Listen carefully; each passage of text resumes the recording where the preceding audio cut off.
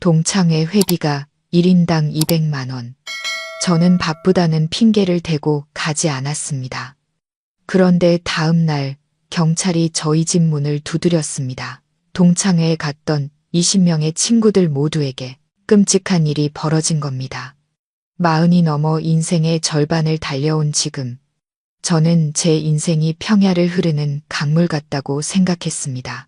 젊은 날의 거친 파도도, 사회 초년생 시절의 험난한 폭포도 지나 그저 매일 잔잔하게 흘러가는 평온함만이 남았다고 말이죠. 제 이름은 김민준, 월급이 뻔한 국책연구소의 평범한 연구원입니다. 아침에 출근했다가 저녁에 퇴근하는 다람쥐 쳇바퀴 돌듯한 일상이죠. 고된 하루 일과를 마치고 제가 가장 행복한 순간은 경기도 외곽에 있는 작은 집으로 돌아와 난초 화분을 돌보고 따뜻한 차 한 잔을 마시며 아내와 아이가 저녁 밥상에 둘러앉은 모습을 보는 것입니다. 제 삶은 그게 전부입니다. 많은 사람들 눈에는 지루하기 짝이 없는 평범함 그 자체죠. 하지만 저에게는 제 젊은 시절 전부와 맞바꾼 소중한 보금자리였습니다. 그날 오후도 여느 때와 같았습니다. 제가 가장 아끼는 호접란 잎을 정성껏 닦아주고 있을 때 주머니 속 낡은 휴대폰이 요란하게 울렸습니다. 보통 이 시간에는 아내가 저녁 메뉴를 묻거나 직장 동료들이 치맥 한잔 하자는 연락이 전부였죠. 하지만 이번에는 제가 거의 쓰지 않는 메신저 앱의 알림이었습니다. 박서준님이 회원님을 5학번 15주년 동창회 그룹 채팅방에 초대했습니다. 심장이 쿵 하고 내려앉았습니다. 5학번, 아련한 추억들을 소환하는 이름. 순수하고 꿈 많았던 대학 시절, 벌써 15년이라니. 세월 참 빠르네요. 저는 떨리는 손으로 채팅방에 들어갔습니다. 수많은 메시지가 쉴 새 없이 올라오고 있었습니다. 잊고 지냈다고 생각했던 익숙한 이름들이 생생하게 떠올랐습니다.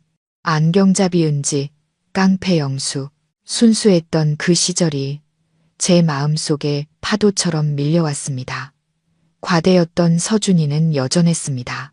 예전처럼 활기차고 열정 넘치는 목소리였죠. 녀석이 긴 음성 메시지를 보냈습니다. 얘들아, 벌써 15년이다. 15년이란 긴 세월 동안 다들 제 갈 길 가느라 바빴지. 성공한 놈도 있고 아직 고생하는 놈도 있겠지만 우리 우정은 변치 않았지. 안 그래?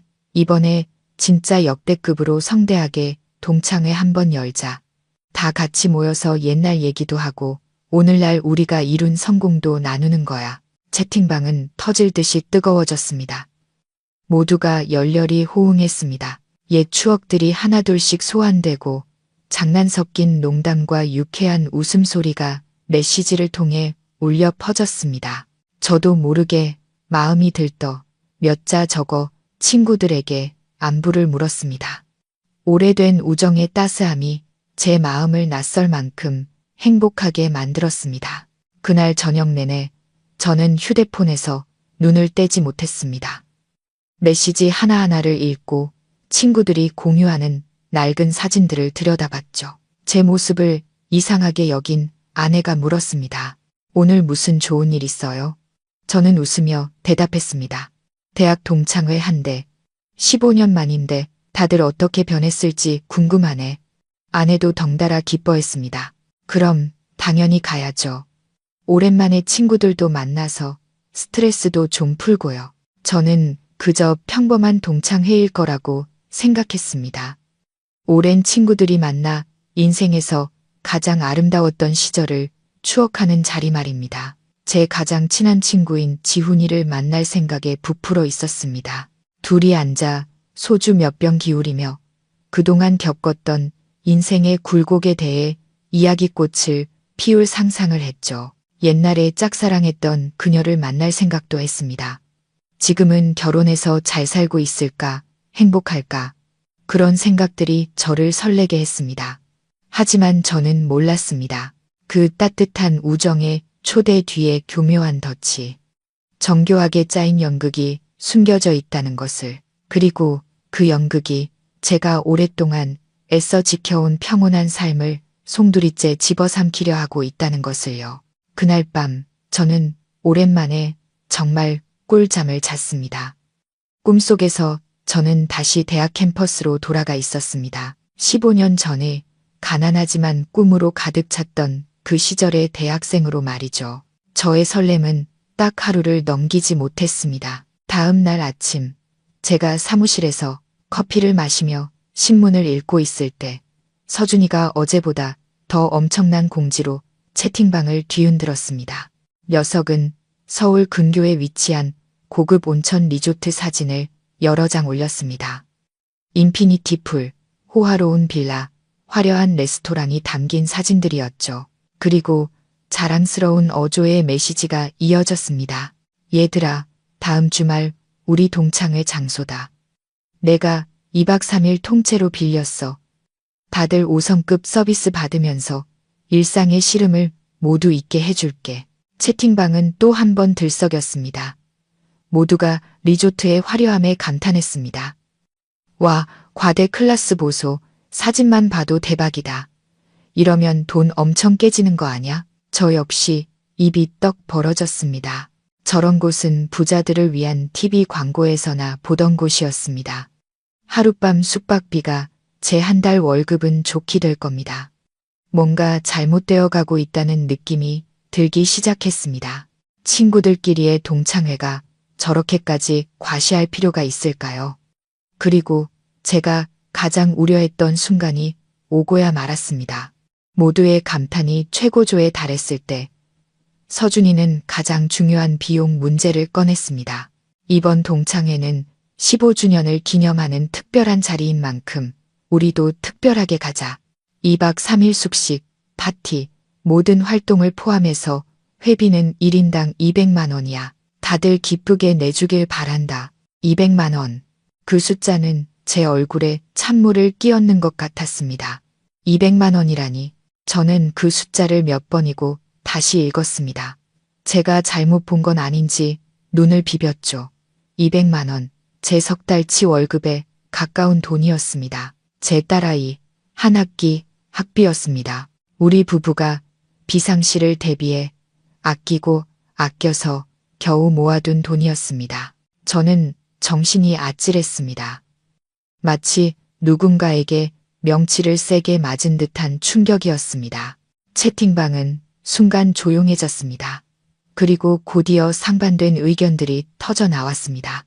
저처럼 충격을 받은 몇몇이 조심스럽게 말했습니다. 200만 원, 왜 이렇게 비싸? 동창회는 그냥 편안하게 만나면 되는 거 아니었어? 하지만 그런 의견들은 다수의 목소리에 금방 묻혀버렸습니다. 고작 200만 원 가지고 왜 그래? 15년에 한 번인데 푼돈 아까워하지 말고 이럴 때 좋은 경험도 해보는 거지. 요즘 누가 동창회를 삼겹살집에서 하냐? 목구멍이 씁쓸해졌습니다. 푼돈이라니. 그들에게는 보잘것없는 돈일지 몰라도 저에게는 엄청난 문제였습니다. 저는 채팅방 멤버 목록을 다시 훑어봤습니다. 제가 알기로도 이미 사장이나 부장이 되어 외제차를 몰고 타워 팰리스에 사는 친구들도 있었습니다. 하지만 저처럼 평범한 직장인이거나 수입이 불안정한 프리랜서도 있었죠. 이 동창회는 보이지 않는 선을 그어버린 것 같았습니다. 더 이상 친구들의 만남이 아니었습니다. 성공을 과시하고 계급을 나누는 전시회 같았죠. 돈이 있는 사람은 참여하고 돈이 없는 사람은 알아서 빠지라는 무언의 압박이었습니다. 저는 조용히 채팅방을 나왔습니다. 실망감과 허탈함이 마음을 가득 채웠습니다. 어제의 따뜻하고 즐거웠던 감정은 온데간데 없이 사라지고 씁쓸함과 허무함만이 남았습니다. 이 비용으로는 제가 참여할 수 없다는 것을 알았습니다. 하지만 저를 더 슬프게 한 것은 돈이 없다는 사실이 아니었습니다. 15년이 흐른 지금 제가 소중히 여겼던 우정이 돈과 물질에 의해 변색되었다는 사실이었습니다. 더 이상 예전처럼 순수하지 않았습니다. 저는 창밖을 보며 한숨을 쉬었습니다. 서울의 하늘은 여전히 맑았지만 제 마음은 잿빛으로 물들어 있었습니다.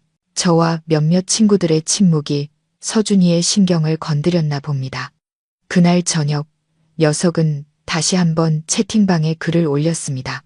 이번에는 문자 메시지가 아니라 그룹 전체를 대상으로 한 영상 통화였습니다. 화면에 나타난 서준이의 얼굴은 살이 올라 번들거렸습니다. 그는 고급스러운 가죽 의자에 앉아 있었고 등 뒤에는 비싼 양주가 가득한 장식장이 보였습니다. 녀석은 헛기침을 한 뒤 연설을 시작했습니다. 얘들아, 안녕. 몇몇이 회비 200만 원에 대해 궁금해하는 것 같아서 말이야. 너무 비싸다고 생각하는 사람도 있고 불필요하다고 생각하는 사람도 있겠지. 오늘 내가 확실하게 설명해 줄게. 사실 이 200만 원은 여행 경비가 아니야. 숙식비랑 교통비는 내가 전부 쏠게. 내 선물이라고 생각해. 이 200만 원은 다른 거야. 바로 입장권이지. 채팅방은 쥐 죽은 듯 조용해졌습니다. 모두가 서준이의 다음 말을 기다렸습니다. 녀석은 와인 한 모금을 마시며 신비로운 표정을 짓더니 말을 이었습니다. 너희들, 왜 어떤 사람들은 우리랑 똑같이 학교 다니고 똑같이 팔다리 멀쩡한데 그렇게 빨리 부자가 되는지 궁금해한 적 없어? 왜 그들은 집 사고 차 사고 세계 여행을 다니는데 우리는 여전히 매일 허리 휘게 일해야만 할까? 비결이 뭘까? 바로 투자에 있어. 얘들아, 기회를 잡을 줄 아는 능력에 달린 거라고. 서준이는 투자 기회에 대해 이야기하기 시작했습니다. 주식시장, 부동산, 가상화폐에 대해서요. 그는 마치 금융 전문가처럼 제가 들어도 귀가 아픈 전문 용어들을 늘어놓았습니다. 그러고 나서야 본론으로 들어갔습니다. 이번 우리 동창회에는 아주 특별한 손님이 오실 거야. 나의 스승이자 형님 같은 분이시지. 성함은 최강진. 진짜 거물이셔. 금융 투자업계의 큰 손이라고 불리는 분이지. 언론 노출을 극도로 꺼리시는 분인데 특별히 나를 봐서 우리 동창회에 참석해 주시기로 했어. 그리고 우리 학과 동기들만을 위해 하룻밤 동안 내부자들만 아는 투자 기회에 대해 공유해 주실 거야. 단돈 1억으로 10억을 벌 수 있는 그런 프로젝트들 말이야. 서준이의 목소리는 마법처럼 사람들을 홀렸습니다. 이제 알겠어. 이 200만 원은 바로 최 회장님의 강연을 들을 수 있는 티켓이야. 진짜 부자가 되고 싶은 열망이 있는 진지한 친구들만 걸러내기 위한 필터링 비용이라고. 이건 인생을 바꿀 기회야. 15년에 딱 한 번 오는 기회라고. 이 기회를 잡는 사람은 하룻밤 만에 인생이 달라질 거야. 놓치는 사람은 평생 왜 내 팔자는 이 모양이냐고 한탄이나 하겠지. 서준이의 말은 강력한 흥분제처럼 사람들의 탐욕과 인생 역전의 욕망을 정통으로 찔렀습니다. 의심으로 가득했던 채팅방은 다시 폭발적으로 달아올랐습니다. 와, 과대 역시 대단하다. 이런 대박 정보를 어떻게 물어왔냐. 나 한 자리 예약할게. 아까 비용 때문에 불평하던 사람들이 이제는 가장 열광적으로 반응했습니다. 그들은 최 회장에 대해 자신들이 곧 벌어들일 막대한 수익에 대해 떠들기 시작했습니다. 채팅방의 분위기는 개장 직전의 주식시장처럼 뜨겁게 달아올랐습니다. 저는 휴대폰 화면 앞에서 멍하니 앉아 있었습니다. 모든 것이 명확해졌습니다. 이건 동창회가 아니었습니다. 투자 사기를 위한 설명회였습니다. 서준이는 교묘한 말솜씨로 친구들과의 만남을 투자 기회 설명회로 둔갑시켰습니다. 그는 부자가 될 수 있다는 달콤한 약속으로 사람들의 눈을 가리고 군중 심리를 이용했습니다. 그리고 그 최 회장이라는 사람은 누구일까요?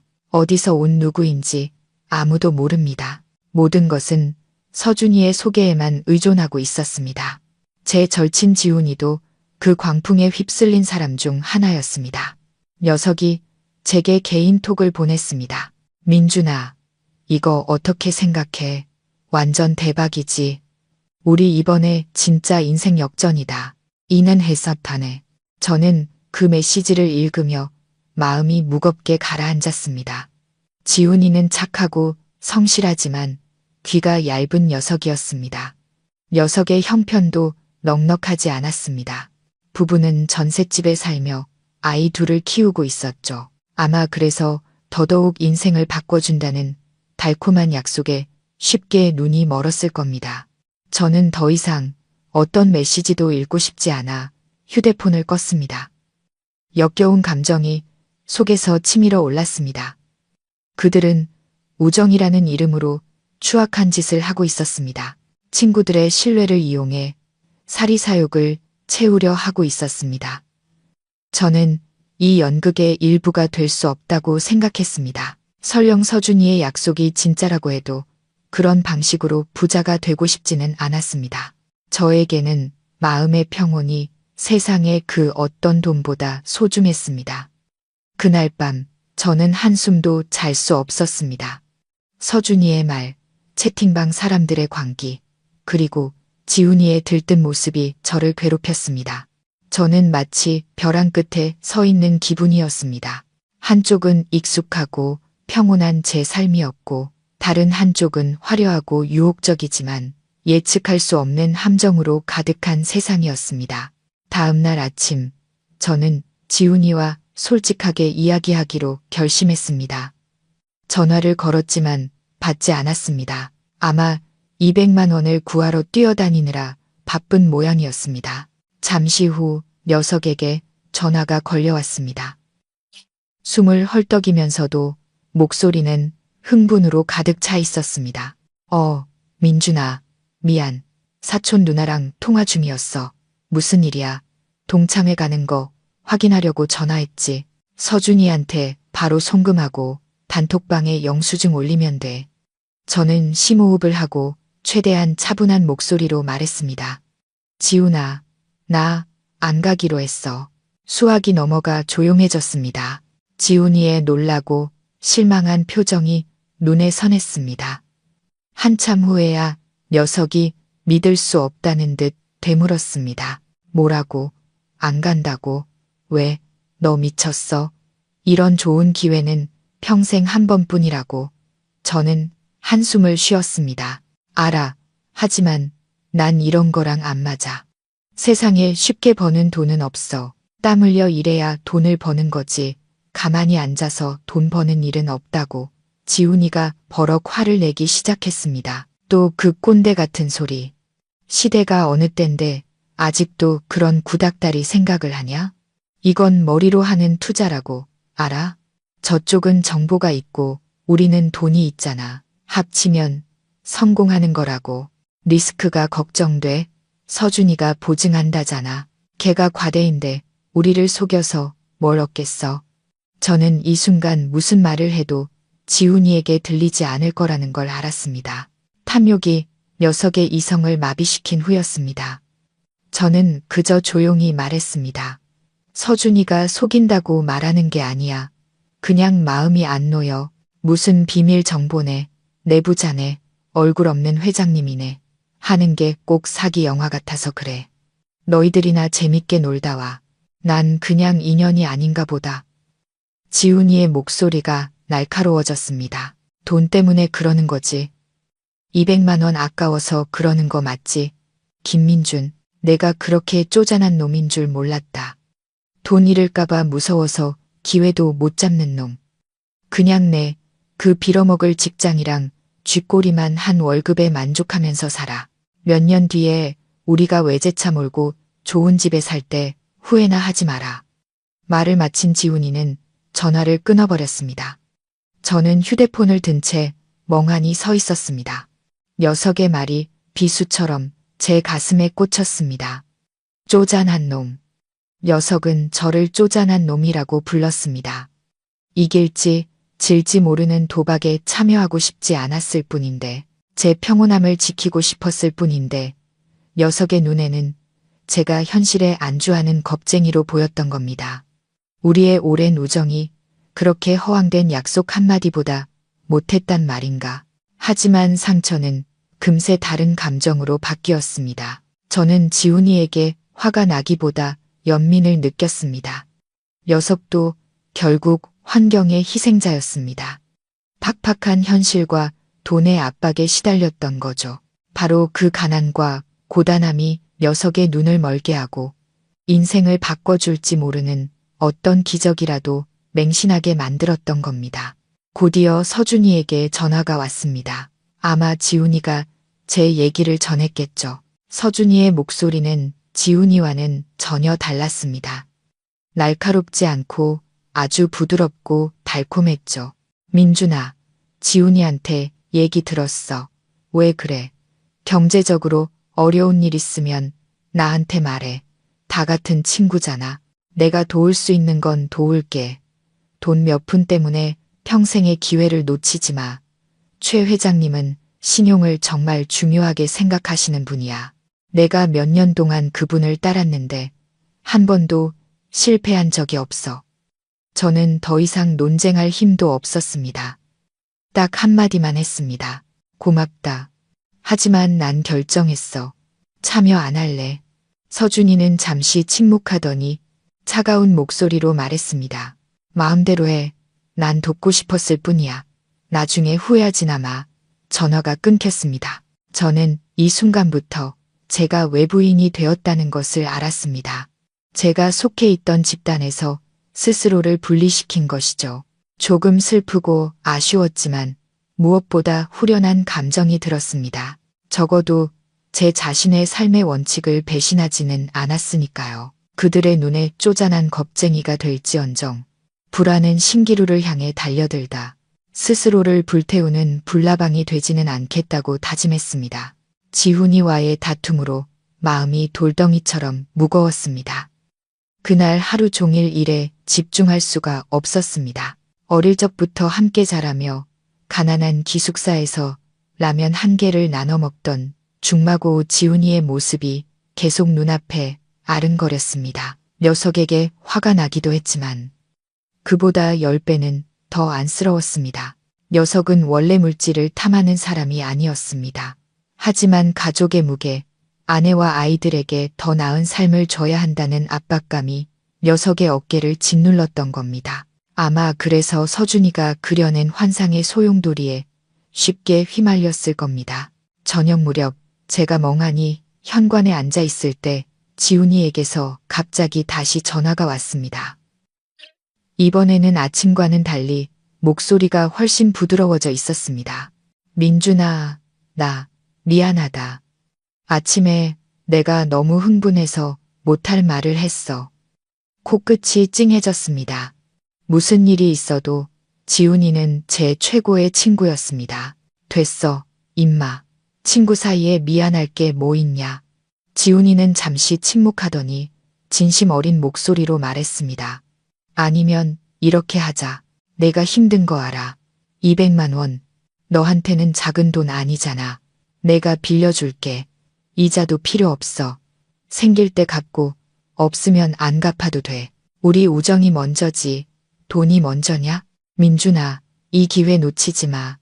나중에 나 혼자 부자 돼서 너를 뒤에 남겨두고 싶지 않아. 우리 같이 잘 살아야지. 지훈이의 제안은 제 마음에 또 다른 망치질을 하는 것 같았습니다.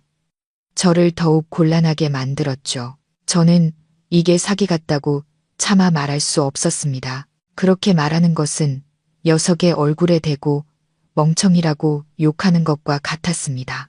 녀석은 제가 질투해서 자신의 인생 역전 기회를 망치려 한다고 생각할 겁니다. 우리의 우정은 분명 산산조각이 나겠죠. 저는 그걸 원치 않았습니다. 제 유일한 친구를 잃고 싶지 않았습니다. 그 순간 제 머릿속에 한 가지 생각이 스쳐 지나갔습니다. 거짓말을 하자. 옳지 않을 수도 있지만 지훈이를 거절하면서도 상처 주지 않고 위태로운 우정의 끈을 지킬 수 있는 유일한 방법이었습니다. 저는 헛기침을 하고 목소리를 최대한 약하고 쉬게 만들었습니다. 지훈아, 나 진짜 못 갈 것 같아. 어젯밤에 뭘 잘못 먹었는지 밤새 배가 아파서 화장실만 들락날락했어. 아침부터 기운이 하나도 없네. 식중독인가 봐. 수화기 넘어 지훈이가 즉시 걱정스러운 목소리로 말했습니다. 어쩌다가 많이 아파. 병원은 가봤어. 녀석의 진심 어린 걱정에 저는 죄책감을 느꼈습니다. 괜찮아. 아내가 약 사다 줘서 먹었어. 근데 며칠은 푹 쉬어야 할 것 같아. 미안하지만 서준이한테 내 얘기 좀 전해줘. 너희들이랑 같이 못 가서 정말 아쉽다. 지훈이는 아쉬움 가득한 목소리로 한숨을 쉬었습니다. 운도 없지. 알았어. 건강이 최고지. 푹 쉬어. 내가 과대한테는 얘기해 놓을게. 상황은 계속 업데이트해 줄게. 몸조리 잘해. 전화가 끊기고 저는 어둠 속에서 멍하니 앉아 있었습니다.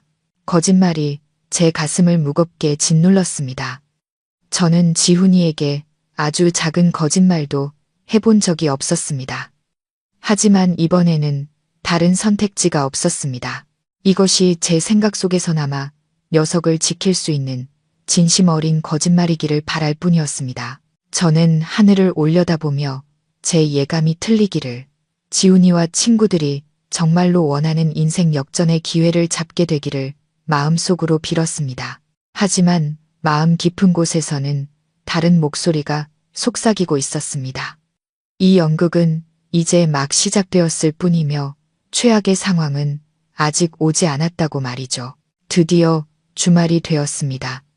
제 대학 동기들이 약속의 땅을 향해 들뜬 마음으로 떠나는 날이었습니다. 갑작스러운 병을 핑계로 댄 저는 꼼짝없이 집에 머물며 원치 않는 환자 역할을 해야 했습니다. 제가 하루 종일 침대에 누워 한숨만 푹푹 쉬자 아내는 걱정이 이만저만이 아니었습니다. 아내는 파를 듬뿍 넣은 죽을 끓여주고 이런저런 약을 챙겨주었습니다. 저는 죄책감에 쓴웃음만 지을 수밖에 없었죠. 제 연기를 더 실감나게 하기 위해, 그리고 궁금한 마음을 참을 수 없어서 저는 동창회 단톡방을 계속 지켜봤습니다. 그리고 제 예상대로 그곳은 화려함을 과시하는 무대가 되어 있었습니다. 아침 일찍부터 단톡방은 서울의 한 고급스러운 장소에 모인 친구들의 사진으로 시끄러웠습니다. 최신형 45인승 리무진 버스에 오를 준비를 하고 있었죠. 모두가 한껏 차려입고 있었습니다. 얼굴은 수십억짜리 계약을 앞둔 성공한 사업가처럼 빛나고 있었죠.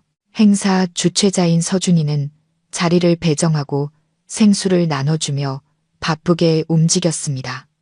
그의 모습은 분주했지만 권위가 넘쳐 흘렀습니다. 버스가 출발하자 사진과 영상이 비처럼 단톡방에 쏟아졌습니다. 차 안에서 노래를 부르는 모습, 뻥 뚫린 고속도로를 달리는 풍경, 그리고 목적지에 도착했을 때 진짜 압도적인 광경이 펼쳐졌습니다. 휴대폰 화면으로 본 리조트는 광고 사진보다 더 화려했습니다. 대리석으로 번쩍이는 로비, 유니폼을 입고 깍듯이 인사하는 직원들, 제 친구 지훈이도 흥분을 감추지 못했습니다.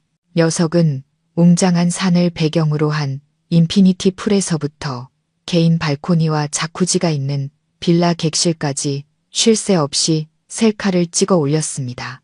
사진 아래에는 감탄 섞인 글을 잊지 않았습니다. 천국은 실존했다. 내가 꿈꾸던 삶. 그리고 특히 제 마음을 아프게 했던 한 줄. 인생 역전 준비 완료. 저는 사진 한 장 한 장을 넘겨보고 댓글 하나하나를 읽었습니다. 겉으로 보기에는 성공과 향락을 담은 완벽한 그림이었습니다. 하지만 이상하게도 보면 볼수록 불길한 느낌, 마음 한구석에서 스멀스멀 피어오르는 불안감을 떨칠 수 없었습니다. 뭔가 부자연스러웠습니다. 너무 완벽하게 연출되어 오히려 현실감이 없었죠. 저는 모든 사진이 매우 의도적으로 찍혔다는 것을 알아차렸습니다. 그들은 리조트의 가장 호화로운 구성만 자랑했지만 전체적인 풍경이나 주변 지역을 찍은 사진은 단 한 장도 없었습니다. 마치 잘 만들어진 세트장에 있고 제한된 공간 안에서만 움직이도록 허락된 것 같았습니다. 그날 하루 종일 저는 안절부절 못했습니다. 잊어버리려고 정원을 가꾸고 책을 읽었지만 몇 분마다 참지 못하고 휴대폰을 열어보곤 했습니다. 저는 마치 문제가 있다는 걸 알면서도 무대 위의 배우들을 막을 수 없는 어쩔 수 없는 관객이 된 기분이었습니다. 저는 지훈이가 그리고 모두가 걱정됐습니다. 사진 속 그들의 미소는 진짜일까요? 아니면 그 뒤에는 그들이 전혀 알지 못하는 대가가 숨겨져 있는 걸까요? 제 안의 불안은 마치 폭풍우를 예고하며 서서히 몰려오는 먹구름처럼 점점 커져만 갔습니다. 밤이 되자 단톡방의 쇼는 절정에 달했습니다. 저녁 파티가 시작된 것이죠. 올라오는 사진들은 평범한 집밥에 익숙한 저 같은 남자의 눈을 휘둥그레하게 만들었습니다. 수백 개의 반짝이는 조명으로 밝혀진 정원 한가운데에 긴 연회 테이블이 차려져 있었습니다. 랍스터, 전복, 고급 와인, 제가 책이나 잡지에서나 보던 것들이었죠. 모두가 화려한 파티복으로 갈아입었습니다. 남자들은 멋진 정장을, 여자들은 우아한 드레스를 입고 화려하게 화장을 했습니다. 그들은 함께 잔을 부딪히며 시끌벅적하게 웃고 떠들었습니다. 동창회에 모인 오랜 친구들이 아니라 상류층의 사교 파티처럼 보였습니다. 그리고 파티의 주인공이 등장했습니다. 서준이가 단체 사진 한 장을 올렸습니다. 모두가 중년의 남성을 둘러싸고 서 있었죠. 품위 있는 외모에 자신감과 권위가 넘쳐 보이는 얼굴이었습니다. 서준이는 이렇게 썼습니다. 모두에게 소개합니다. 우리 5학번호를 더 큰 바다로 이끌어 주실 최강진 회장님이십니다. 사진 속 모두가 최강진이라는 남자를 존경과 숭배의 눈빛으로 바라보고 있었습니다. 하지만 정작 중심에 서 있는 최 회장의 얼굴은 살짝 옆으로 돌려져 있었고 사진도 약간 흐릿해서 이목구비를 제대로 알아볼 수 없었습니다. 이 디테일이 또 한 번 제게 뭔가 잘못됐다는 느낌을 주었습니다. 왜 저렇게 중요한 인물의 정면 사진이 한 장도 없는 걸까? 그때 집에서는 아내가 저녁을 차렸습니다. 된장찌개와 김치, 갓 구운 고등어구이, 몇 가지 단출한 반찬뿐이었습니다. 딸아이는 학교에서 있었던 일을 제잘제잘 이야기했습니다. 아내는 저와 딸에게 반찬을 집어주며 제 회사 일에 대해 물었습니다. 가족의 분위기는 따뜻하고 소박했습니다. 저는 한 손에 화려한 파티 사진이 켜진 휴대폰을 들고 다른 한 손으로는 사랑이 가득 담긴 소박한 밥상을 바라봤습니다. 너무나 큰 대조였습니다. 아쉽지 않아요? 아내가 문득 물었습니다. 저를 이해한다는 듯한 눈빛이었습니다. 친구들은 저렇게 멋진 곳에서 즐겁게 모여 있는데 당신은? 아내는 말을 잇지 못했지만 저는 그 뜻을 알았습니다. 저는 조용히 고개를 저으며 휴대폰을 화면이 보이지 않게 뒤집어 놓았습니다. 따끈한 고등어구이 한 점을 밥 위에 올려 입안으로 가져갔습니다. 짭짤하고 고소한 맛이 입안에 퍼졌습니다. 익숙한 집밥의 맛이 어찌나 현실적으로 느껴지던지요. 저는 아내와 딸을 보며 미소 지었습니다. 전혀 아쉽지 않아. 내 행복은 전부 여기 있는데 저런 화려한 것들은 당신이 해준 이 김치 한 조각보다 진짜가 아닐 수도 있어. 아내가 웃었습니다. 행복하고 만족스러운 미소였습니다. 저의 저녁 식사는 그렇게 평온하게 지나갔습니다. 저는 더 이상 그 단톡방에서 무슨 일이 일어나는지 신경 쓰지 않았습니다. 설령 그들이 천국에 있더라도 저에게는 이미 저만의 천국이 있다는 것을 깨달았기 때문입니다. 랍스터나 와인은 없지만 인생 역전의 약속은 없지만 진실한 사랑과 마음의 평온이 있는 곳, 그 순간 저는 제가 세상에서 가장 부유한 사람이라고 느꼈습니다. 그리고 제가 내린 결정이 전적으로 옳았다는 것을 확신했습니다. 모든 것을 잊고 편안히 잠들 수 있을 거라 생각했지만 불길한 예감은 저를 놓아주지 않았습니다. 밤 10시가 넘어 잠자리에 들 준비를 하고 있을 때 갑자기 휴대폰이 울렸습니다. 지훈이었습니다. 조금 놀랐지만 서둘러 전화를 받았습니다. 수화기 너머에서는 시끄러운 소음이 들려왔습니다. 쿵쾅거리는 음악 소리, 사람들의 웃음소리, 지훈이의 목소리는 술에 취해 혀가 꼬여 있었지만 극도의 흥분으로 가득 차 있었습니다. 민준아, 네가 뭘 놓쳤는지 알아?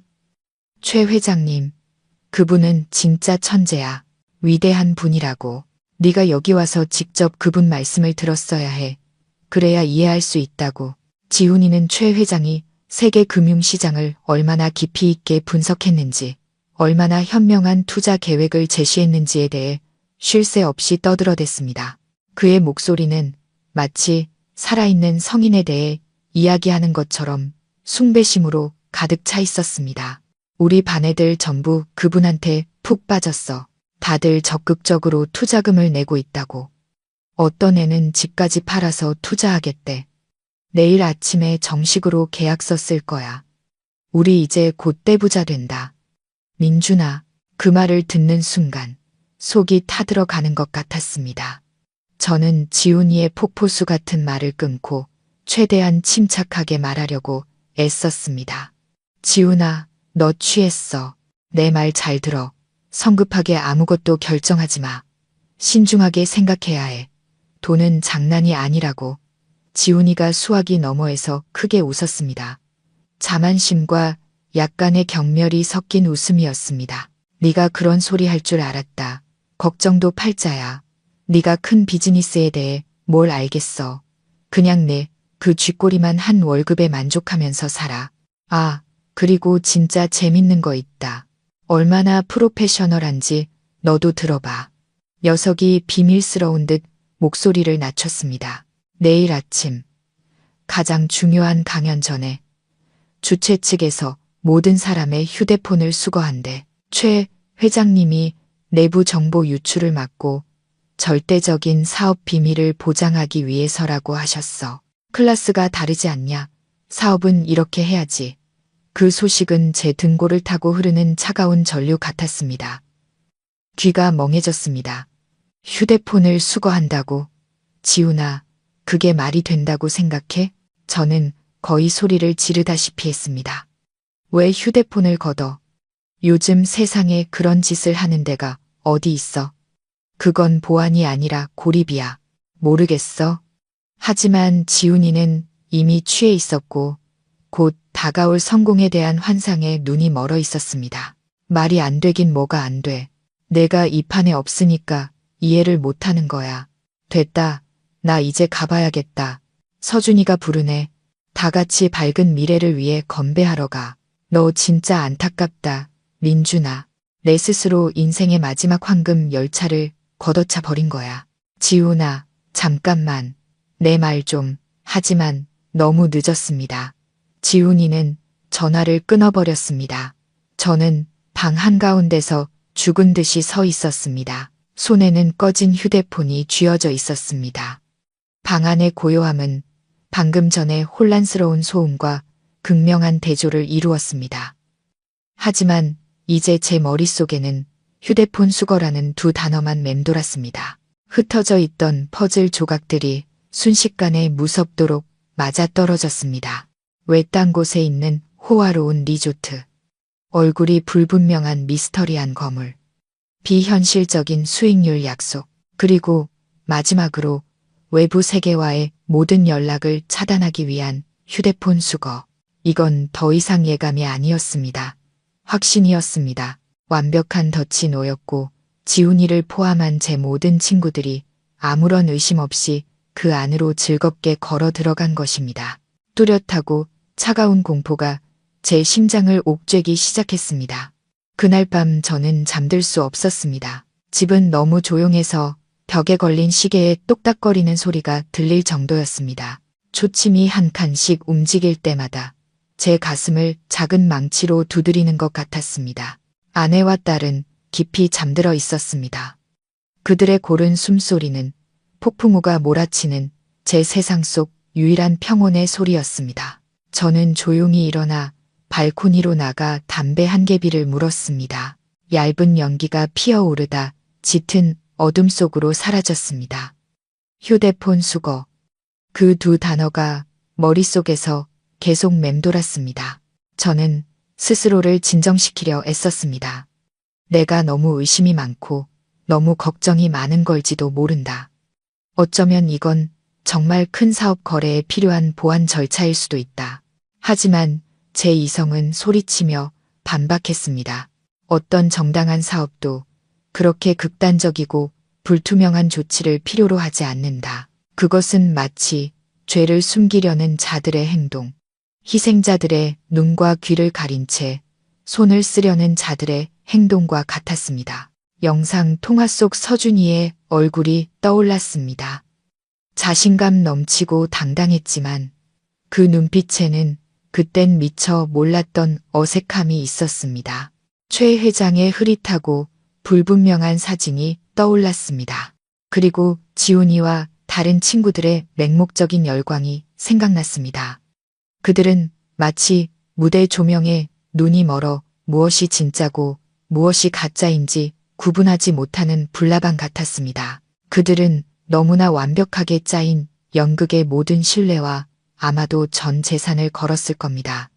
내가 좀 더 단호했다면 지훈이에게 회피하기 위한 거짓말 대신 내 의심을 솔직하게 털어놓았다면 후회와 무력감이 저를 덮쳤습니다. 위험을 예감했지만 그것을 막기 위해 아무것도 하지 않았습니다. 제 자신의 평온을 지키고 벼랑 끝에 선 우정을 지키기 위해 그저 방관하는 길을 택했습니다. 어쩌면 지훈이의 말대로 저도 겁쟁이였을까요? 저는 담배를 깊게 빨아들여 씁쓸한 맛이 폐를 가득 채우게 했습니다. 무엇을 해야 할지 몰랐습니다.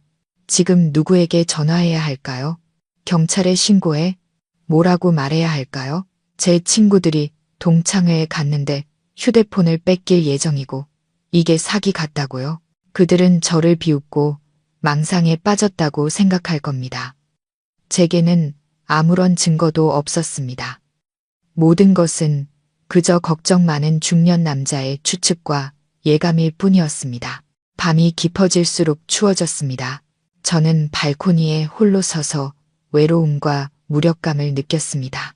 그저 제 마음속의 공포가 모두 상상에 불과하기를 희망 없는 기도를 드릴 뿐이었습니다.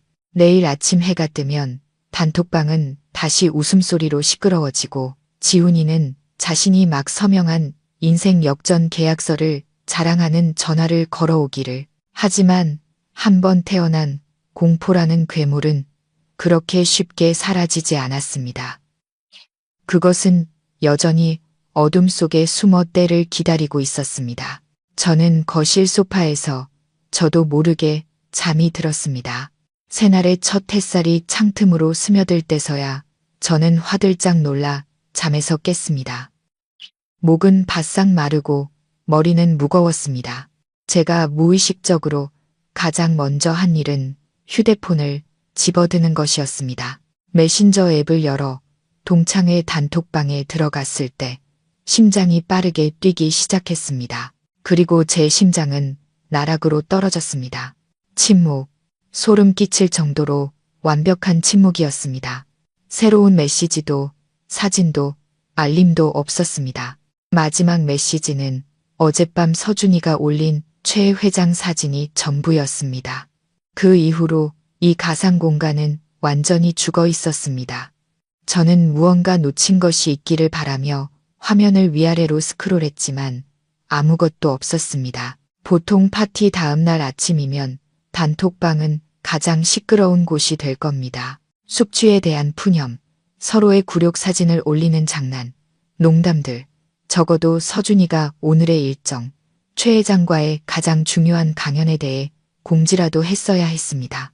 하지만 제가 본 것은 무서운 공백뿐이었습니다. 저는 침착하려고 애썼습니다. 아직 잠에서 깨지 않았을 수도 있다. 휴대폰을 뺏긴 후라 연락할 방법이 없는 것일 수도 있다. 하지만 제 직감은 뭔가 잘못되었다고 말하고 있었습니다.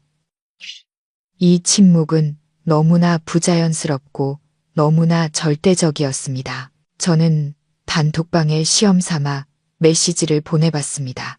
다들 일어났어. 오늘 아침엔 뭐 재밌는 거 없어? 제 메시지는 보냈다는 의미의 체크 표시 하나만 덩그러니 남겨둔 채 떠 있었습니다. 두 번째 체크 표시, 즉 상대방이 받았다는 표시는 나타나지 않았습니다. 숨쉬기가 힘들어졌습니다. 단톡방을 나와 지훈이, 서준이, 다른 친구들의 개인 프로필에 들어가 봤습니다. 모두 새로운 활동이 없었습니다. 그들의 마지막 상태 메시지는 모두 어젯밤 화려한 파티를 자랑하는 것이었습니다. 마치 그 파티 이후 그들 모두가 이 세상에서 동시에 증발해버린 것 같았습니다. 정원에서 들려오는 새소리가 이질적으로 들렸습니다. 눈부신 아침 햇살도 제 마음을 뒤덮은 차가운 공포를 몰아내지 못했습니다. 저는 소파에 미동도 없이 앉아 휴대폰 화면에 그 죽음 같은 침묵을 뚫어져라 쳐다봤습니다. 1분, 1초가 흐를수록 제 안의 공포는 기름 얼룩처럼 번져나가며 마지막 희망의 불씨마저 집어삼키고 있었습니다. 밤새 저를 괴롭혔던 최악의 시나리오가 더 이상 가설이 아니라는 것을 알았습니다. 그것은 지금 일어나고 있었습니다. 1시간, 2시간이 흘렀습니다. 단톡방의 침묵은 여전히 제 가슴을 짓누르는 바위 같았습니다. 더 이상 기다릴 수 없었습니다. 무력감과 불안감이 저를 갉아먹고 있었습니다. 무언가 해야만 했습니다. 제 공포가 사실인지 아닌지 확인해야 했습니다. 저는 깊은 숨을 들이마시고 지훈이의 번호를 눌렀습니다. 뚝, 뚝, 뚝. 신호음이 끝없이 길게 이어졌습니다. 저는 숨을 죽이고 들으며 익숙한 목소리가 들려오기를 기도했습니다. 하지만 아니었습니다. 대여섯 번의 신호음 끝에 차가운 기계음이 흘러나왔습니다. 지금 거신 번호는 전원이 꺼져 있어 삐 소리 후 소리샘으로 연결되며 심장이 갖는 것 같았습니다. 전원이 꺼져 있다니 배터리가 다 됐을 수도 있고 신호가 없는 곳에 있을 수도 있다. 저는 스스로를 다독였지만 손은 이미 떨리고 있었습니다. 과대 서준이에게 전화를 걸었습니다. 결과는 똑같았습니다. 지금 거신 번호는 저는 미친 사람처럼 연락처에 있는 모든 동기의 번호로 전화를 걸기 시작했습니다.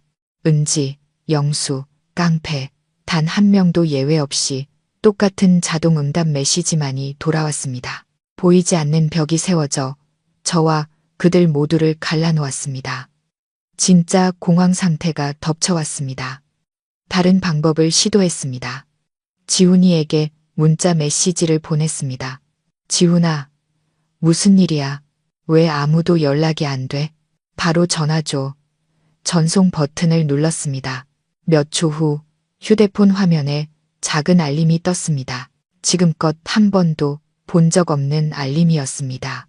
수신자의 요청에 의해 메시지 전송이 차단되었습니다.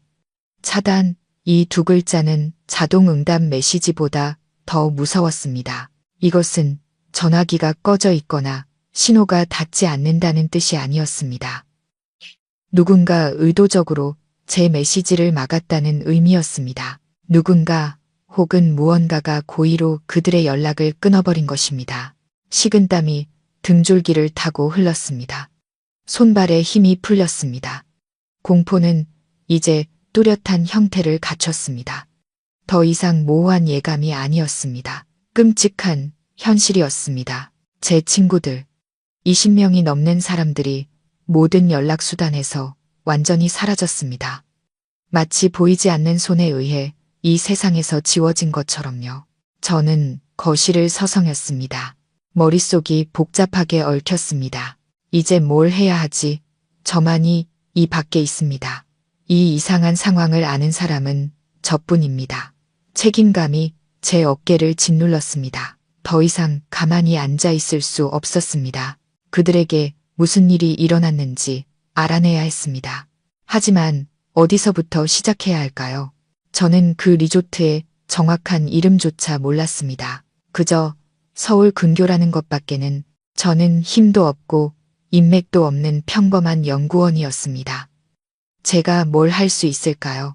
제가 극도의 혼란 속에서 절망적인 무력감에 빠져 있을 때 테이블 위 휴대폰이 요란하게 울리기 시작했습니다. 모르는 번호였습니다. 심장이 미친 듯이 뛰었습니다. 희미한 희망의 불꽃이 타올랐습니다. 아마 동기 중 누군가 연락이 닿은 걸지도 모릅니다. 저는 허둥지둥 달려가 화면을 밀어 전화를 받았습니다. 수화기 너머에서 들려온 목소리는 지훈이나 서준이 혹은 제 어떤 친구의 목소리도 아니었습니다. 울음 섞인 흐느낌으로 가득 찬 떨리고 겁에 질린 한 여자의 목소리였습니다. 저 김민준 씨 맞으신가요? 저 지훈 씨 아내 서아예요. 수화기 너머 서아 씨의 목소리는 흐느낌에 끊어지고 갈라졌습니다. 민준 씨 혹시 지훈 씨랑 연락되셨어요? 아침부터 계속 전화했는데 연락이 안 돼요. 목이 누군가에게 졸리는 것처럼 꽉 막혔습니다. 저는 간신히 목소리를 쥐어짰습니다. 목소리가 쉬어 있었습니다. 서아 씨, 일단 진정하세요. 저도 계속 연락하고 있는데 아직 안 되네요. 무슨 일이에요? 모르겠어요. 민준 씨. 서아 씨는 전화기 너머에서 거의 비명을 질렀습니다.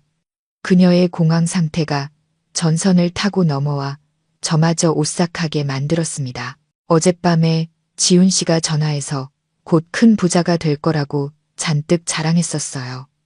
아침에 좋은 소식 기다리라고 했는데 그런데 아무리 기다려도 연락이 없는 거예요. 전화도 안 받고 너무 걱정돼서 속이 타들어갈 것 같아요. 저는 저 자신도 못지않게 두려웠지만 그녀를 진정시키려 애썼습니다. 너무 걱정 마세요.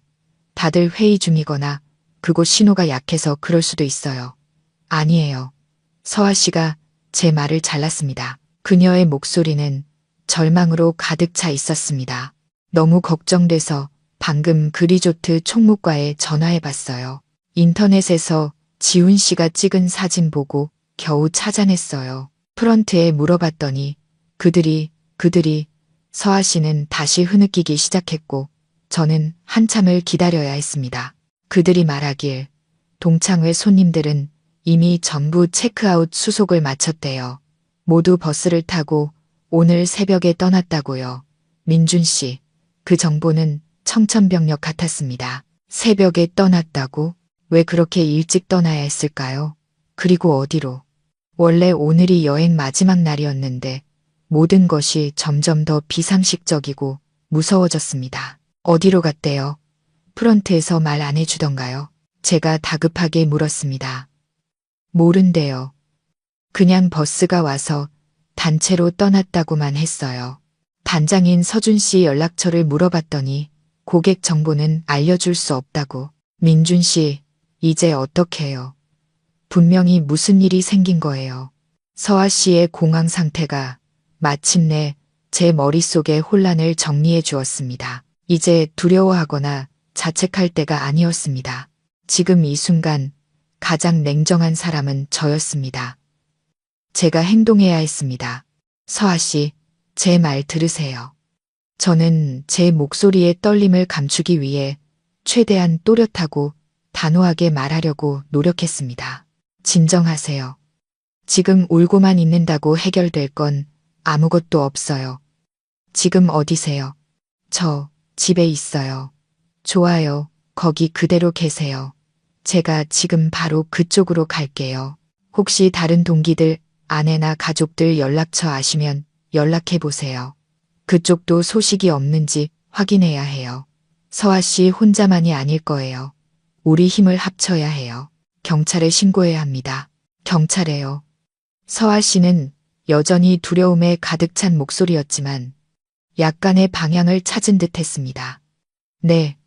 경찰만이 우리를 도울 수 있어요. 준비하고 계세요. 금방 갈게요. 저는 전화를 끊고 서둘러 움직였습니다. 재빨리 옷을 갈아입고 오토바이 열쇠를 챙겼습니다. 제가 허둥대는 것을 보고 아내가 걱정하며 달려와 물었습니다. 무슨 일이에요? 자세히 설명할 시간이 없었습니다.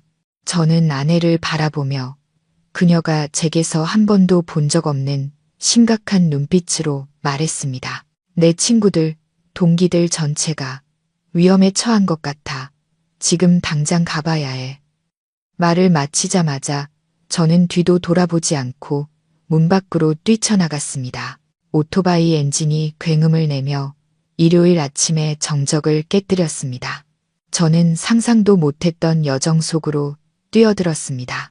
지훈이네 부부가 사는 빌라로 달려갔을 때 혼란스러운 광경이 눈앞에 펼쳐졌습니다. 문 앞에서 안절부절 못하는 서아 씨뿐만 아니라 서너 가족이 더 모여 있었습니다. 은지의 남편, 영수의 아버지, 다른 친구의 아내. 모두가 공포와 걱정, 무력감에 휩싸인 얼굴이었습니다. 제 조언이 효과가 있었던 겁니다. 서아 씨가 다른 사람들과 연락했고 모두가 같은 상황에 처해 있다는 것을 깨달았던 거죠. 울음소리, 희망 없는 통화시도, 깊은 한숨 소리가 뒤섞여 무겁고 비통한 분위기를 자아냈습니다. 저를 보자 서아 씨는 지푸라기라도 잡은 듯 달려와 제 팔을 붙잡았습니다. 민준 씨, 오셨군요. 모든 시선이 제게로 쏠렸습니다. 절망 속에서 작은 희망과 방향을 기다리는 사람들의 눈빛이었습니다. 저는 이 혼란스러운 군중 속에서 제가 유일하게 냉정을 유지하고 있다는 것을 깨달았습니다. 저는 그 여행에 참여하지 않았고 부자가 되겠다는 환상에 휩쓸리지 않았으며 이 이상한 상황을 가장 먼저 알아차린 사람이었습니다. 제 책임은 그 어느 때보다 무거웠습니다. 모두 진정하세요. 저는 최대한 단호한 목소리로 크게 말했습니다. 지금은 당황할 때가 아닙니다. 우리가 혼란스러울수록 아무것도 해결할 수 없어요. 지금 당장 해야 할 일은 서울지방경찰청에 가서 신고하는 겁니다. 이건 20명이 넘는 사람이 관련된 심각한 사건입니다. 동네 파출소에서 해결할 수 있는 일이 아니에요.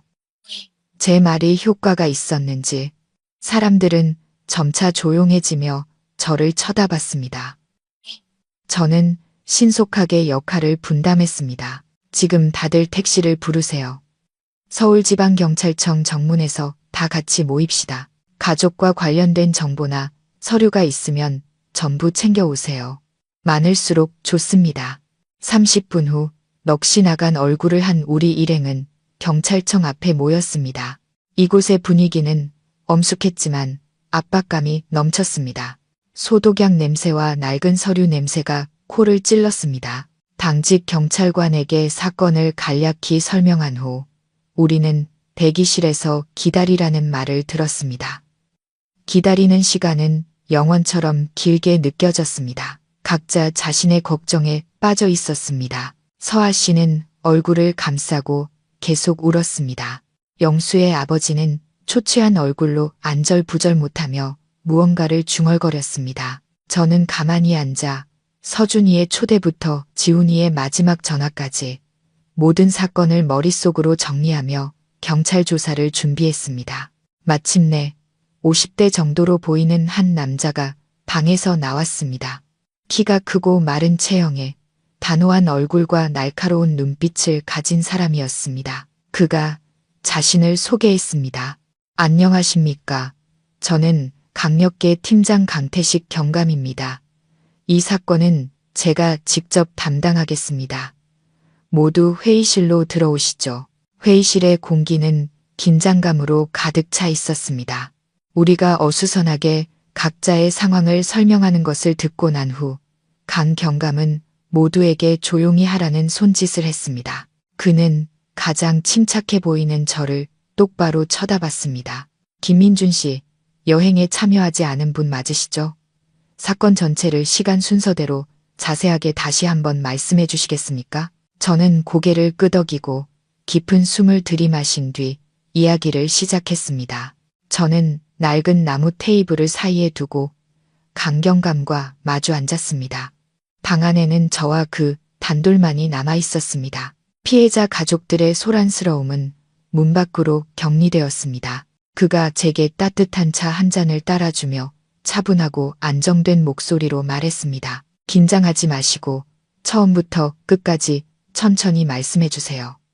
사소하다고 생각하는 디테일 하나하나가 매우 중요할 수 있습니다. 그의 전문적이고 안정적인 태도에 저는 조금 마음이 놓였습니다. 저는 여전히 약간 떨리는 목소리로 이야기를 시작했지만 점차 명료해졌습니다. 저는 서준이의 동창회 초대에 대해 그리고 모두의 초기 흥분에 대해 말했습니다. 그리고 이야기의 전환점이었던 회비 200만 원에 대해 언급했습니다. 200만 원이요. 강경감이 미간을 찌푸렸습니다. 그는 수첩에 무언가를 적었습니다. 평범한 동창회 치고는 너무 높은 금액이군요. 네, 저도 처음엔 그렇게 생각했습니다. 하지만 나중에 서준이가 설명을 하더군요. 저는 서준이가 영상통화에서 했던 연설을 자세히 설명했습니다. 200만 원은 비밀 투자 설명회에 참석하기 위한 입장권이라는 사실을요. 저는 최강진 회장이라는 이름과 10배의 수익률 약속에 대해서도 언급했습니다.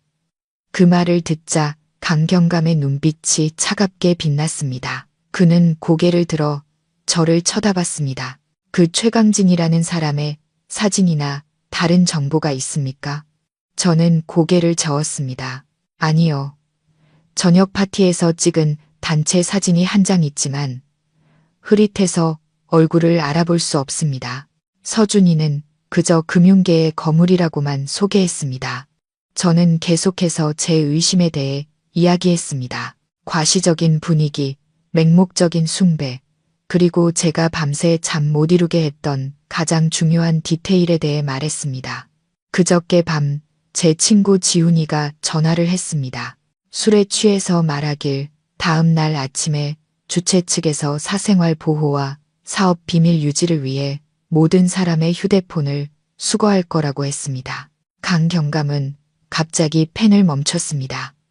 그는 고개를 번쩍 들고 칼날처럼 날카로운 눈으로 저를 꿰뚫어 보았습니다. 그의 얼굴에서 침착함은 사라지고 극도의 긴장감과 심각함이 드러났습니다. 휴대폰을 수거한다고요? 그가 단호한 목소리로 되물었습니다. 그 디테일 확실합니까? 100% 확신합니다. 제가 단언했습니다. 그게 바로 제가 무슨 일이 생겼다고 믿게 된 이유입니다. 저는 다음 날 아침 아무와도 연락이 닿지 않았던 것과 지훈이에게 보낸 문자가 시스템에 의해 차단되었다는 사실도 덧붙였습니다. 강경감은 벌떡 일어나 방 안을 서성였습니다. 그의 얼굴은 고뇌로 가득 차 있었습니다. 그는 혼잣말처럼 중얼거렸습니다. 참가비 필터링, 비현실적인 수익률 약속, 미스터리한 거물, 그리고 마지막으로 통신수단을 압수해 피해자들을 고립시킨다. 너무나 완벽한 시나리오군. 그는 갑자기 멈춰서서 저를 돌아보며 단호하게 말했습니다. 김민준 씨, 감사합니다. 제공해 주신 정보는 정말 귀중합니다. 한 가지 확실하게 말씀드릴 수 있는 건 이건 단순한 실종 사건이 아니라는 겁니다. 당신의 친구분들과 다른 분들은 아주 전문적이고 규모가 크며 극도로 정교하게 계획된 사기 조직의 덫에 걸렸을 가능성이 매우 높습니다. 그의 말을 듣자 마음의 준비를 했음에도 불구하고 온몸에 소름이 돋았습니다. 사기요. 그럼 그들은 안전한가요? 강경감은 단호하면서도 약간의 위로가 섞인 눈빛으로 저를 바라봤습니다. 최선을 다하겠습니다. 하지만 시간과의 싸움입니다. 이 범죄자들은 매우 전문적이라 많은 흔적을 남기지 않았을 겁니다. 지금 가장 먼저 해야 할 일은 그 리조트와 그들을 태우고 감버스의 정확한 위치를 파악하는 것입니다. 그는 책상 위 전화기를 들어 번호를 눌렀습니다. 네, 강 팀장입니다. 사이버 범죄 수사팀과 교통 범죄 수사팀 연결해 주세요. 대형 사건입니다. 강 경감의 지시가 떨어지자마자 서울지방경찰청의 수사 시스템은 눈 깜짝할 사이에 가동되었습니다. 저와 피해자 가족들은 별도의 방에서 대기하며 물과 간단한 음식을 제공받았습니다. 속은 타들어갔지만 경찰관들의 신속하고 전문적인 모습을 보며 조금이나마 위안을 얻었습니다.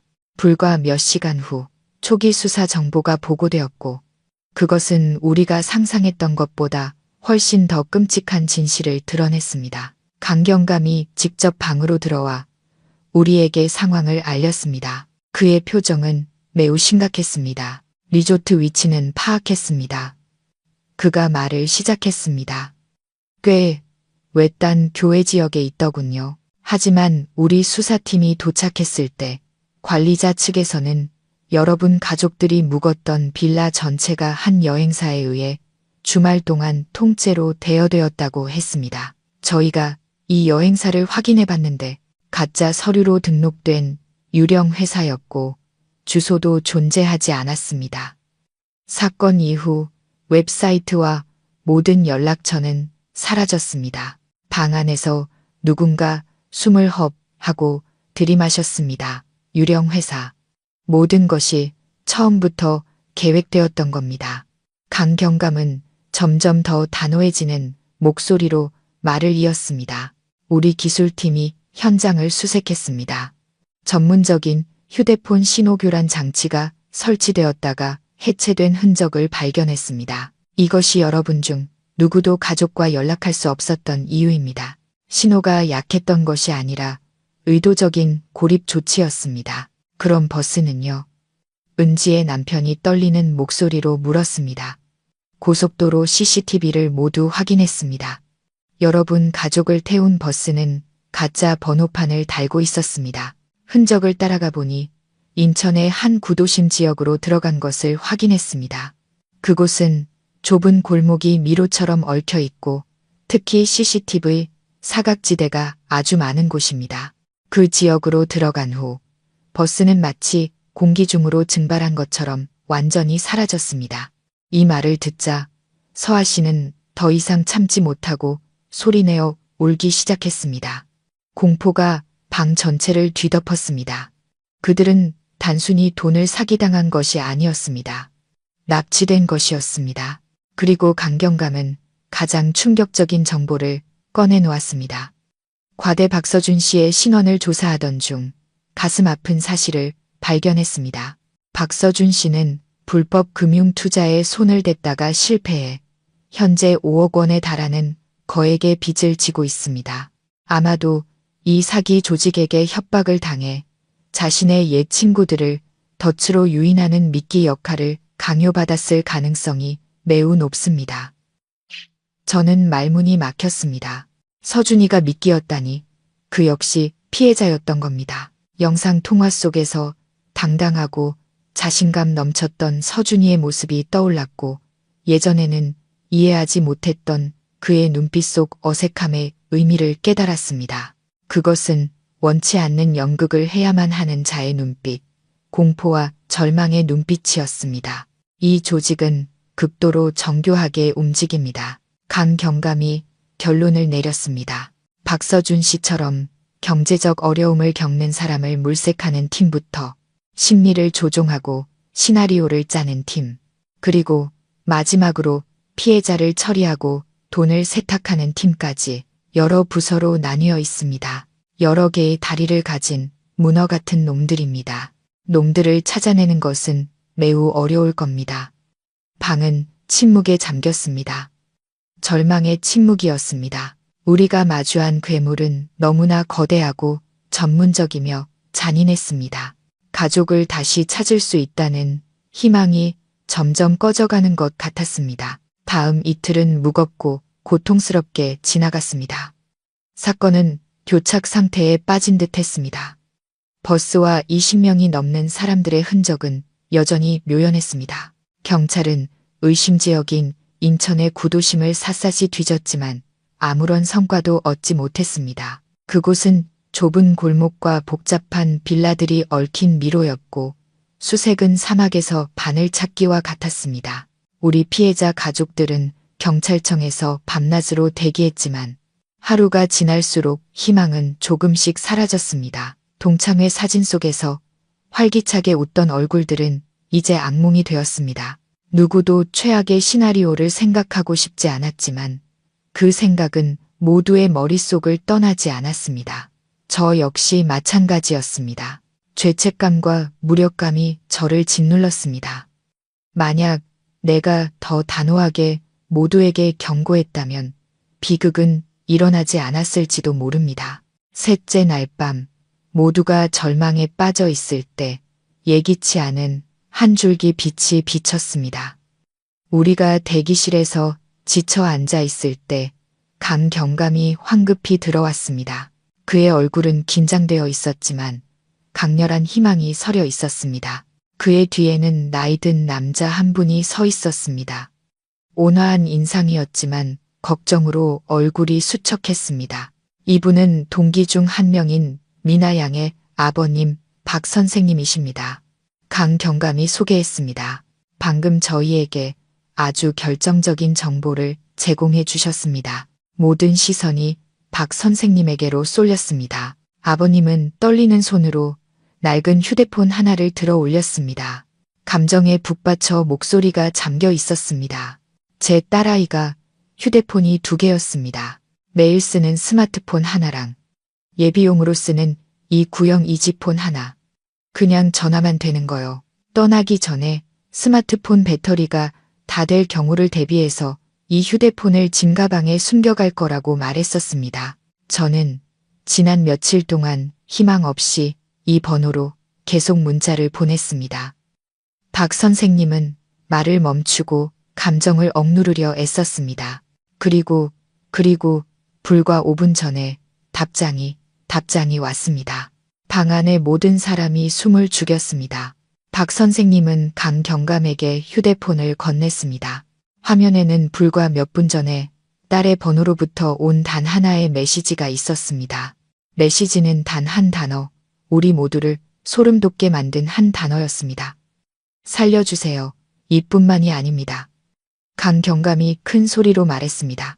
그의 목소리는 긴박함으로 가득 차 있었습니다. 이 메시지와 함께 아주 미약하고 희미한 GPS 위치 신호가 함께 왔습니다. 하지만 우리 기술팀이 위치를 특정하기에는 충분했습니다.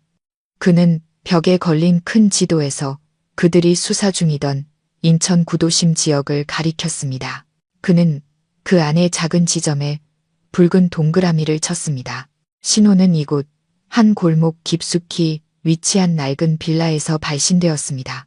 이 위치는 저희가 가장 유력하게 의심하고 있던 장소 중 하나와 일치합니다. 갑자기 새로운 생기가 방 안에 퍼져나갔습니다. 절망의 눈물은 이제 희망의 눈물로 변했습니다. 그들은 살아 있었습니다. 적어도 그들 중 한 명은 살아 있었고 구조 신호를 보낼 방법을 찾아낸 것입니다. 강경감은 1초도 낭비하지 않았습니다. 그는 문 밖에 서 있던 동료들을 돌아보며 명령했습니다. 경찰 특공대 전원 소집. 완전 무장하고 필요한 장비 모두 챙겨. 오늘 밤 바로 진입한다. 인질의 안전을 최우선으로 확보할 것. 공기는 활시위처럼 팽팽해졌습니다. 복도를 울리는 경찰관들의 군화 소리, 무전기를 통해 들려오는 짧고 단호한 명령 소리.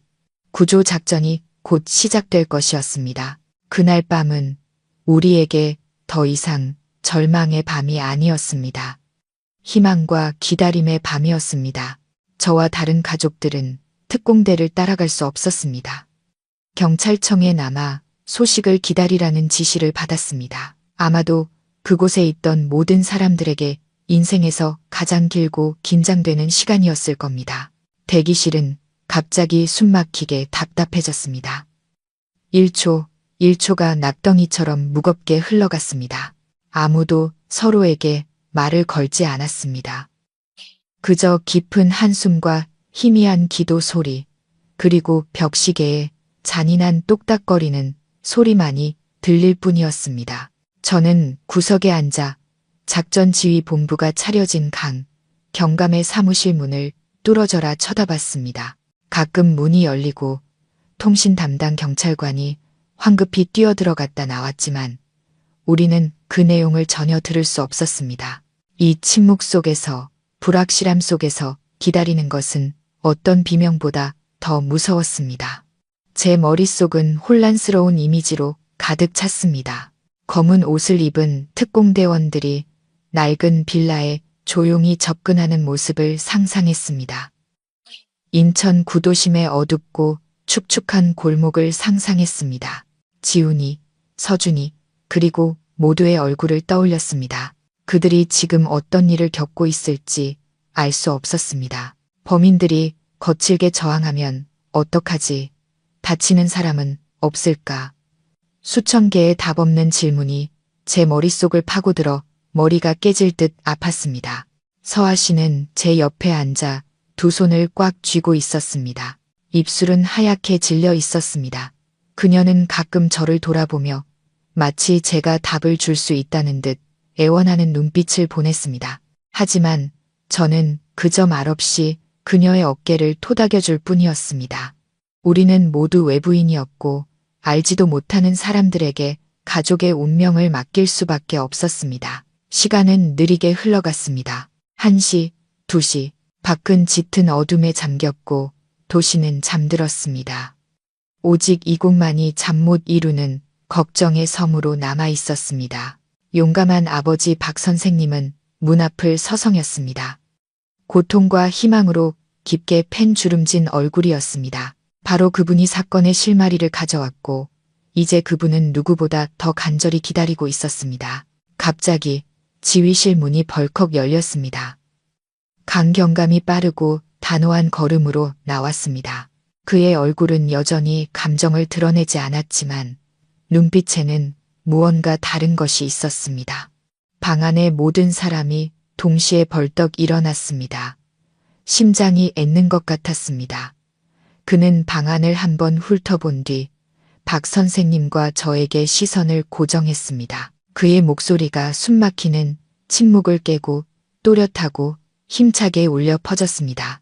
내부로 진입했습니다. 범인들은 저항할 틈도 없었습니다. 그는 1초간, 영원처럼 느껴지는 1초간 말을 멈췄습니다. 모든 인질, 안전합니다. 안전하다는 두 단어가 천둥처럼 울려 퍼졌습니다. 서아 씨는 주저앉아 소리내어 울기 시작했습니다. 하지만 이번에는 터져나오는 행복의 울음이었습니다. 박 선생님도 참지 못하고 늙은 얼굴 위로 두 줄기 눈물을 흘렸습니다. 사람들은 서로를 끌어안았고 웃음과 울음이 뒤섞였습니다. 절망의 공간이었던 방은 순식간에 기쁨과 감사의 천국으로 변했습니다.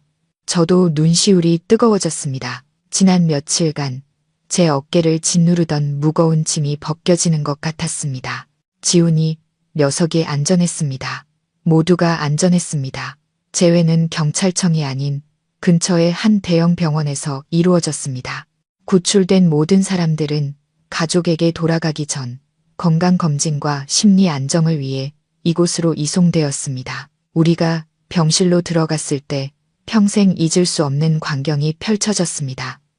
20명이 넘는 사람들, 불과 며칠 전만 해도 화려한 옷을 입고 빛나던 친구들이 지금은 하얀 병원 침대에 웅크리고 앉아 있었습니다. 몸에 상처는 없었지만 모두의 얼굴은 넋이 나가 있었고 눈은 공허하고 지쳐 있었습니다. 마치 긴 악몽에서 막 깨어난 사람들 같았습니다. 서아 씨는 곧장 지훈이의 침대로 달려갔습니다. 제 친구는 바싹 마르고 수염은 덥수룩했으며 옷은 구겨져 있었습니다. 아내를 본 녀석은 그저 멍한 눈으로 고개를 들었다가 다시 푹 숙였습니다. 두 어깨가 가늘게 떨리고 있었습니다. 녀석은 아내의 눈을 똑바로 쳐다보지 못했습니다.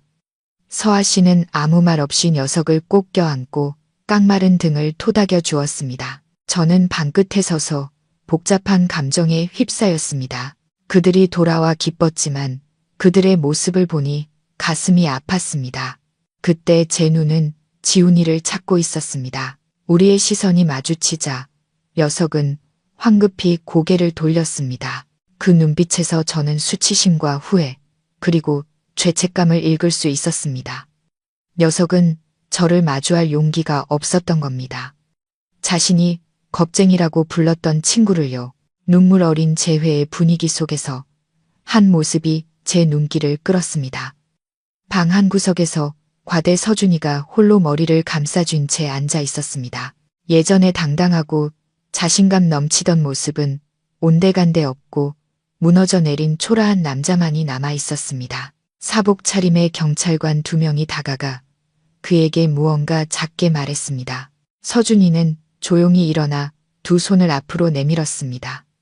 차가운 수갑이 그의 손목에 채워졌습니다. 그는 비틀거리는 걸음으로 끌려가며 자신이 비극으로 몰아넣은 친구들을 단 한 번도 쳐다보지 못했습니다.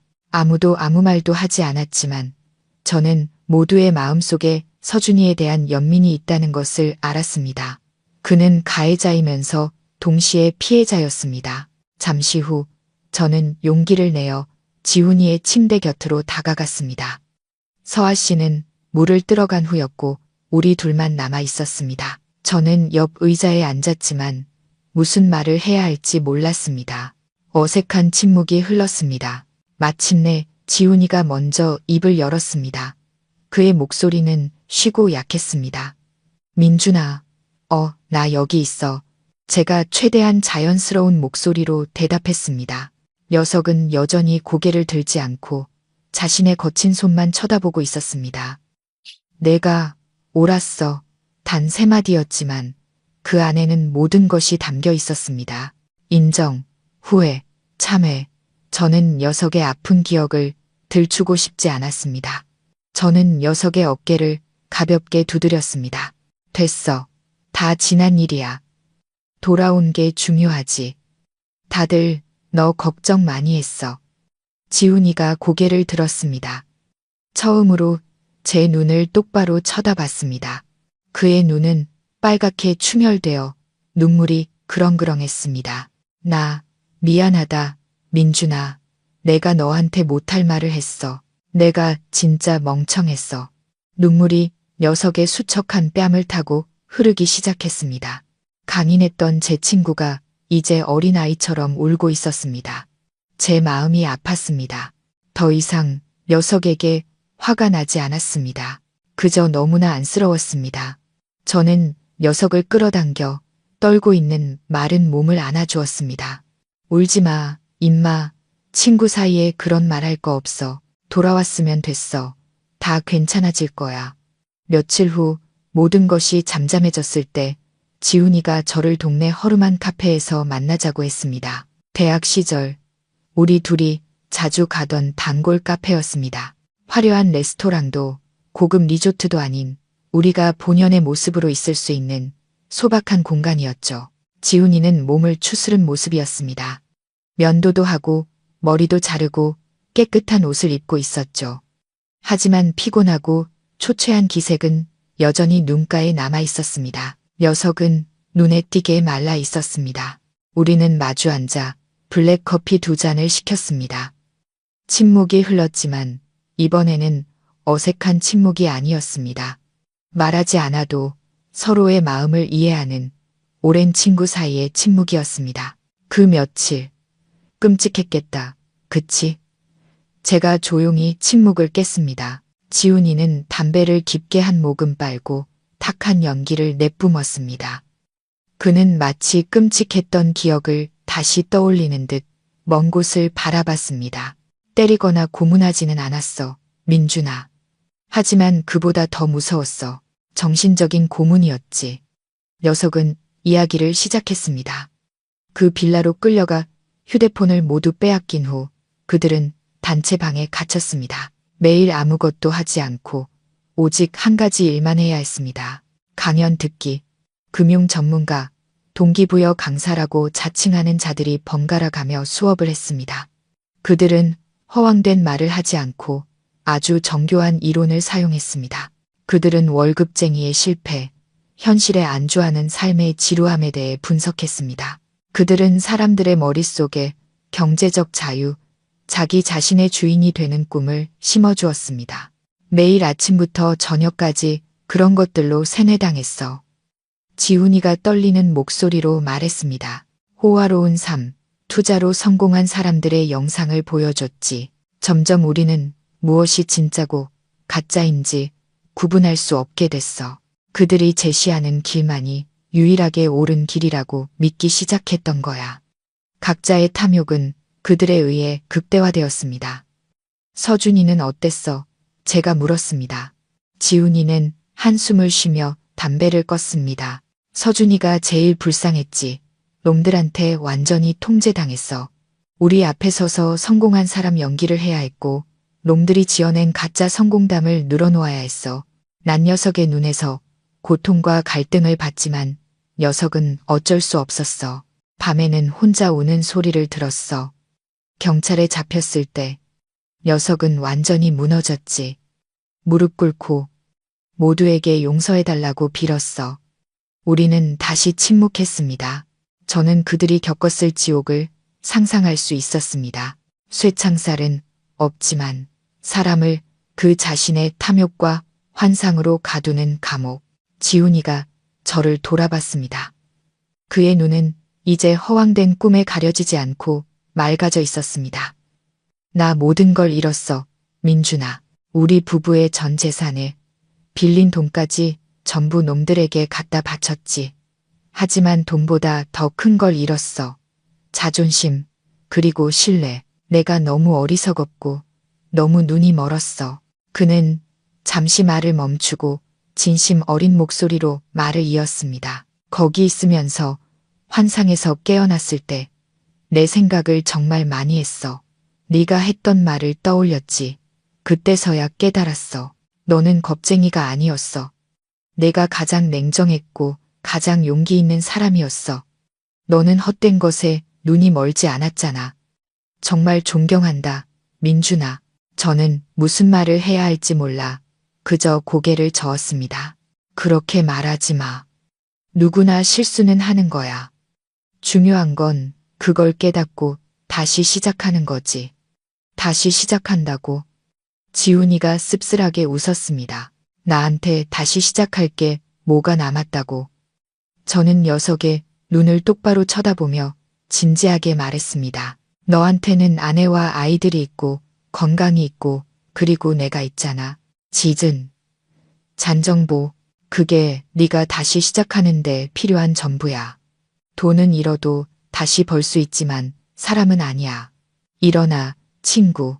지훈이는 저를 바라봤습니다. 그의 눈에 다시 눈물이 고였습니다. 그는 아무 말 없이 고개를 끄덕였습니다. 느리지만 단호한 끄덕임이었습니다. 저는 제 친구가 절망의 바닥까지 떨어졌다가 마침내 다시 올라올 길을 찾았다는 것을 알았습니다. 시간이 흘러 모든 상처는 아물었습니다. 세상을 떠들썩하게 했던 그 사기 사건도 인생의 거친 흐름 속에서 잊혀가기 전 사람들에게 경각심을 주는 하나의 이야기로 남았습니다. 정교한 네트워크를 가졌던 그 범죄 조직은 마침내 소탕되었습니다. 최강진 회장과 그 일당은 모두 법의 엄중한 심판을 받게 되었죠. 서준이는 수사에 협조했고 그 역시 피해자였다는 점이 참작되어 관대한 처분을 받았습니다. 하지만 그에게 가장 큰 형벌은 아마 평생 그를 따라다닐 양심의 가책일 겁니다. 제 동기들의 삶도 점차 원래의 궤도로 돌아왔지만 누구도 예전 같지는 않았습니다. 그 악몽은 그들에게서 돈뿐만 아니라 삶에 대한 믿음의 일부도 앗아갔습니다. 좌절한 사람도 다시 일어서려 애쓰는 사람도 있었지만 모두가 뼈아픈 교훈을 얻었습니다. 지훈이는 오랜 고뇌 끝에 마침내 자신만의 길을 찾았습니다. 더 이상 화려하지만 함정으로 가득 찬 이 도시에서 버티려 하지 않았습니다. 부부는 고향으로 돌아가기로 결정했습니다. 남은 것들을 처분하고 돈을 모아 고향의 작은 식당을 열었습니다. 제가 한번 찾아간 적이 있었죠. 작은 강가에 자리 잡은 소박한 식당이었습니다. 공기는 맑고 평화로웠습니다. 지훈이는 앞치마를 두르고 능숙하게 요리를 하고 있었습니다. 이마에는 땀이 송골송골 맺혔지만 미소는 아주 밝았습니다. 서아 씨는 즐겁게 손님을 맞이하고 서빙을 했습니다. 예전보다 고되고 힘든 삶이었지만 저는 부부의 눈에서 전에는 본 적 없던 평온함과 안정을 보았습니다. 여기선 큰 돈은 못 벌어도 저녁이면 부부가 함께 모여 아무 걱정 없이 잠들 수 있어. 그걸로 충분해, 친구. 지훈이가 제게 그렇게 말했습니다. 저는 녀석이 진정한 행복을 찾았다는 것을 알았습니다. 그리고 저는 여전히 저였습니다. 여전히 평범한 연구원. 아침에 출근했다가 저녁에 퇴근하는, 여전히 난초를 돌보고 차를 마시고 저녁 밥상에 둘러앉은 아내와 딸을 바라보는 제 삶은 아무것도 변하지 않았습니다. 여전히 평온하고 어쩌면 지루했죠. 하지만 그 모든 사건을 겪고 난 후 저는 그 평범함을 더욱 소중히 여기게 되었습니다. 진정한 성장은 좋은 집이나 외제차 혹은 은행 계좌의 숫자로 측정되는 것이 아니라는 것을 깨달았습니다. 진정한 성장은 화려한 유혹 앞에서 자신의 본질을 지킬 줄 아는 법을 배우는 것입니다. 자신의 내면 깊은 곳에서 들려오는 목소리에 귀 기울일 줄 아는 것입니다. 무엇이 진짜 가치이고 무엇이 허상인지 구분할 줄 아는 것입니다. 그리고 모두가 비범한 것을 셈는 세상에서 자기 자신의 평범한 삶을 받아들이고 사랑할 용기를 갖는 것입니다. 가끔 정원 한 구석에서 조용히 피어나는 호접란을 보며 저는 미소 짓습니다. 인생은 난초를 키우는 것과 같습니다. 서두를 필요도 없고 화려한 성장 촉진제를 쓸 필요도 없습니다. 그저 인내와 정성, 그리고 진실한 마음만 있다면 언젠가 가장 아름답고 소박한 꽃이 저절로 피어날 것입니다. 그리고 그것이야말로 한 사람의 인생에서 가장 영원한 부유함일 것입니다. 부유함일 것입니다. 부유함일 것입니다. 부유함일 것입니다. 부유함일 것입니다. 부유함일 것입니다. 부유함일 것입니다.